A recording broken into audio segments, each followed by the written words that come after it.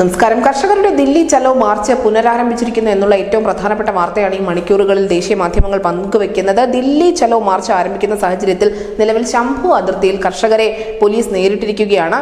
കേന്ദ്രം മുന്നോട്ട് വെച്ച 5 വർഷ ഫോർമുല കർഷകർ തള്ളിയിട്ടുമുണ്ട്. എന്തായാലും ഈ ഹരിയാന പഞ്ചാബ് അതിർത്തിയായ ശംഭുവിൽ പോലീസും കർഷകരും തമ്മിൽ വലിയ ഏറ്റുമുട്ടൽ തന്നെയാണ് ഉണ്ടായിരിക്കുന്നത്. കർഷകർക്ക് നേരെ പോലീസ് ടിയർ ഗ്യാസ് ഉൾപ്പെടെ പ്രയോഗിച്ചിട്ടുണ്ട്. സംഘർഷം ഉണ്ടായാൽ അതിന്റെ എല്ലാ ഉത്തരവാദിത്വവും സർക്കാരുകൾക്ക് എന്ന് നേരത്തെ തന്നെ കർഷക നേതാക്കൾ വ്യക്തമാക്കിയിരുന്നു. ചലോ ദില്ലി മാർച്ച് നവംബർ 7 തീരുമാനിച്ചതാണ് എന്നും സംഘർഷത്തിന് തങ്ങൾക്ക് താല്പര്യമില്ല എന്നും ഒക്കെയാണ് കർഷക നേതാക്കൾ പറഞ്ഞു വെക്കുന്നത്. ബാരിക്കേഡുകൾ ഇട്ട് തടയുന്നത് അവകാശങ്ങൾ നിഷേധിക്കലാണ് എന്ന് ചൂണ്ടിക്കാട്ടിയ കർഷക നേതാക്കൾ കേന്ദ്ര സർക്കാർ സഹകരിച്ചാൽ സമാധാനപരമായി തന്നെ തങ്ങൾ മാർച്ച് നടത്തും എന്നുകൂടി പറയുന്നുണ്ട്. അതിനോടൊപ്പം ഏറ്റവും പ്രധാനപ്പെട്ട കാര്യം എന്തെന്നാൽ ഈ സമരം ചെയ്യുന്ന കർഷകർക്ക് യന്ത്രങ്ങൾ നൽകരുത് എന്ന് നാട്ടുകാരോട് ഹരിയാന പോലീസ് ആവശ്യപ്പെട്ടിട്ടുണ്ട്.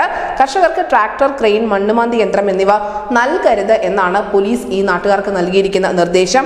പ്രതിഷേധത്തിനായി ഇവ ഉപയോഗിക്കാൻ അനുവദിക്കില്ല എന്നും ഇത്തരം വാഹനങ്ങളും യന്ത്രങ്ങളും ഒക്കെ സമരസ്ഥലത്ത് നിന്ന് മാറ്റണമെന്ന് കൂടി പോലീസ് ആവശ്യപ്പെട്ടിട്ടുണ്ട്. അതേസമയം തന്നെ വീണ്ടും ചർച്ചയ്ക്ക് താല്പര്യമുണ്ട് എന്ന് അറിയിച്ചുകൊണ്ട് കേന്ദ്ര സർക്കാരും രംഗത്തെത്തിയിട്ടുണ്ട്. എങ്ങനെയെങ്കിലും അനുനയത്തിലൂടെ മുന്നോട്ട് പോകാൻ കേന്ദ്ര സർക്കാർ പരമാവധി ശ്രമിച്ചുകൊണ്ടിരിക്കുന്നതിനിടയിലാണ് വീണ്ടും കർഷകർ മാർച്ച് പുനരാരംഭിച്ചിരിക്കുന്നത്. News desk Malayalam.